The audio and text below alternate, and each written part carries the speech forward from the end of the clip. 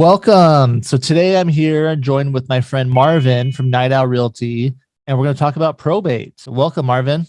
Thank you, Rilus, for having me on today. What was the question about probate you want to ask? My question is for people that want to go through probate that don't understand is, can you explain what probate is in Arizona so people can have a better understanding about probate? Great. Yeah, let's talk about it. Okay. So what is probate? Let me share my screen here. I have a little demo.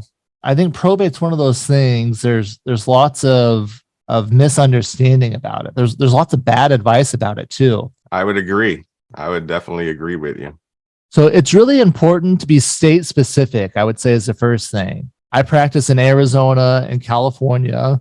It can be very different in other states. So again, the retirement community, there's a cocktail party. You might get someone bragging about what they did for their parents to avoid probate in Minnesota or another state, but it's very different from Arizona and California. So this example here, we have a couple. She passes away. He's the beneficiary of the life insurance. He was listed as a beneficiary, so he collects that, no problem. The house was titled in both of their names, so no problem, that goes to him. Okay. But this bank account just in her name, that's a problem. So right. Even if there's a last will and testament, so a last will and testament is a document, it designates who the manager of the estate is. So in Arizona, we call that the personal representative. I think people commonly refer to that as the executor. Right. Typically in a lot of states, other people will say, executor, but like you said, here in Arizona, they are known as personal representatives. So if there's a will, it'll say who that is. And then the will also says who the beneficiaries are, who has the right to receive from the estate of the deceased person. Okay. Now, how about this? What if someone doesn't have a will? What do you do? Right. I mean, they're going to have to end up going through probate at the end of the day. Well, maybe, but it's kind of the same thing. So if there's no will, it's called the laws of intestacy. So you search up the laws of intestacy for that state, and there's a default order of who has the priority to serve as the personal representative or the beneficiary. Okay. So, but in this case, there's a will saying he's in charge. Now, if he walks into the bank, let's say this is at Wells Fargo. What do you think would happen, Marvin, if you walked in with this will, said, "Hey, Mr. Wells Fargo, Mr. Banker, here's the will. Here's where it says I'm in charge. It names me to be in charge, and it names me to be the beneficiary. So will you go ahead and transfer that account to me?" Probably not.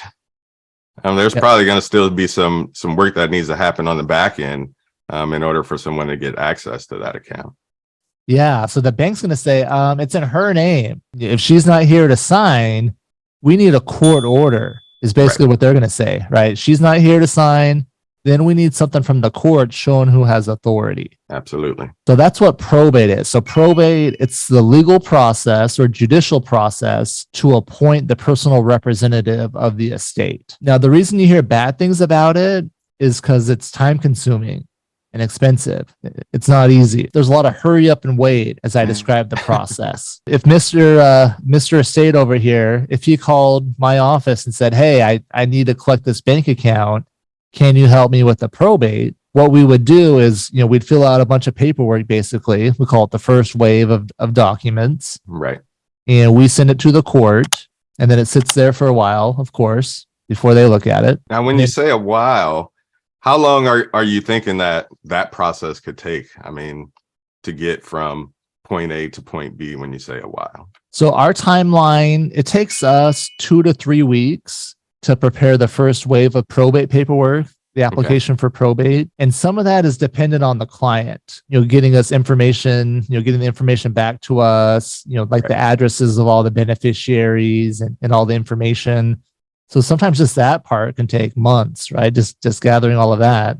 Right. So, but once we have everything and then we file with the court, it varies by the county, but Maricopa County here in Phoenix, we see about 2 to 3 weeks is typically what they take. And then some of the other counties, some of the smaller counties like Pinell or Coconino in Arizona might be like 3 or 4 weeks. Okay. Once they appoint you the personal representative, then the next thing we do is as soon as they get appointed, we publish in the newspaper and start a 4-month creditor period. It's required as part of a probate. Right. So you have to give any potential creditors notice and give them a chance to make a claim against the estate. Okay. If there's any real estate, they can sell the real estate, they can collect the bank accounts, they can gather everything, but they can't make distributions until that creditor period's over. Right. And you've settled with all creditors. Right. And just so for clarification, because you brought up the real estate piece, like you said, they could go ahead and sell it, but before they can even start to list a home, they need to be appointed the personal representative first before they can even go down that process. Yes. So important thing in the timeline. So when there's real estate involved, I try to clarify that they can have the authority to sell in about 4 to 6 weeks. Okay. So that's 2 to 3 weeks my time, and then 2 to 3 weeks for the court to approve. But after they sell the house or have the authority to sell, we're going to need some time to finish out the probate. But it's easier to settle the estate if we have cash as opposed to a house. Right. Because if we have 3 kids, it's a lot easier to send them each a share of money versus a share of a house.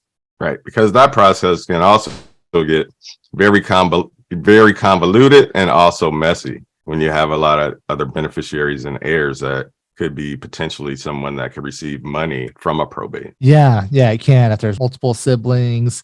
I'm not a fan generally of multiple people owning real estate together. That's why it's a good idea to have an estate plan to designate one person to manage your estate. They can do what's best, have the authority to carry out and do what's best, but not have to answer to all the beneficiaries. Because one kid might want to rent out the house, one might want to sell it, one might want to sell it on terms, or who knows? They could all have good ideas, right? But it's nice to have just one person to manage that. Absolutely, I would agree. But I was going to ask you another question too, because there is a misconception that people have is that if they have a will, their estate won't have to go through probate. Can you explain why a will would have to go through probate in Arizona? Yeah, so a will guarantees you into probate. So a will is a document that I guess let's back up a little bit further. Okay. Let's define estate. Okay. So in my world of estate planning, estate is everything a person owns, whether alive or dead. Okay. Now, in this sense, we're talking about the deceased. If you own a house and you're alive, it's part of your estate. If you pass away, it's still part of your estate. So the will controls what's in your estate. So a last will and testament, it transfers the documents in a person's estate, meaning someone's dead and these things are titled in their name. The way we know it has to go through probate is because there's no one there to sign, right? So if the bank account is in the name of the dead person, you go to the bank, they're going to say, get out of here. Right. If the title on the house is the name of the deceased person, if you're trying to sell it, the title company or the realtors, the good realtors are going to say, get out of here, right? Because they're going to do a title report and be like, who's this person? It's in the name of Mr. Estate. Right. He's the one that can sell this property. Absolutely. A last will and testament controls your estate. And really in Arizona and California where I practice, people like to avoid probate because of the complications and the time that it takes. A trust is a good way to avoid probate. The way the trust works, the person that creates the trust is called the trustor. I call it the trustor. Sometimes it's called the settlor or the trust maker. But this briefcase signifies that they're the boss. They're in charge. Okay. The trustee manages the trust. My bookkeeper hat, manager, for the benefit of the beneficiary. So usually people make the trust, they manage it for the benefit of themselves during their life. Right. And what the trust does is it names the trustee, so who's going to manage in the event of your death or disability. And it also designates who the beneficiaries are going to be in the event of your death and when and how they receive it. Absolutely. So the most common conditions would be age restrictions for a minor child or someone of a certain age. A trust is a way to avoid probate. So that's a way that you can hold assets in the trust. And as long as it's owned by the trust, there's always a manager of the trust and always a beneficiary, even after the original person passes away. Okay. And then when you talk about the trust, because a lot of people may get a trust, but they don't take the next step, which is funding the trust, which is also equally important that you do that, because if you don't get your assets into the trust, then here you go back into a probate situation.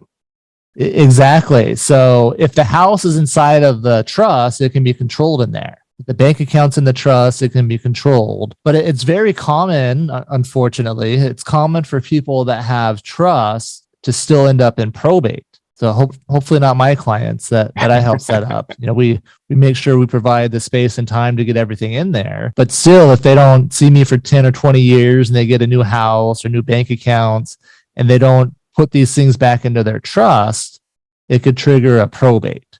Okay. So a last will and testament controls what's in the name of the dead person, what's in their name individually, and then the trust controls the assets that were transferred to the trust during their lifetime. Well, hopefully that's helpful for people. So where can people learn more about you, Marvin, and what you do? If people want to know more about me, they can reach out to me at Probate in Arizona. That's the other YouTube channel that I have. I also have a YouTube channel for Night Owl Realty, or they can reach me at nightowlrealty.com or probateinarizona.com. The best way to reach out to me. All right, thank you. So in our next video, we're going to be talking more about how we met. So we're going to talk about how real estate investors can reach out and work with a probate attorney like myself. And we're also going to be talking about what to do after someone passes away. So we're going to be going through the steps and what I do in administering an estate after someone passes away. So we'll see you guys in the next one.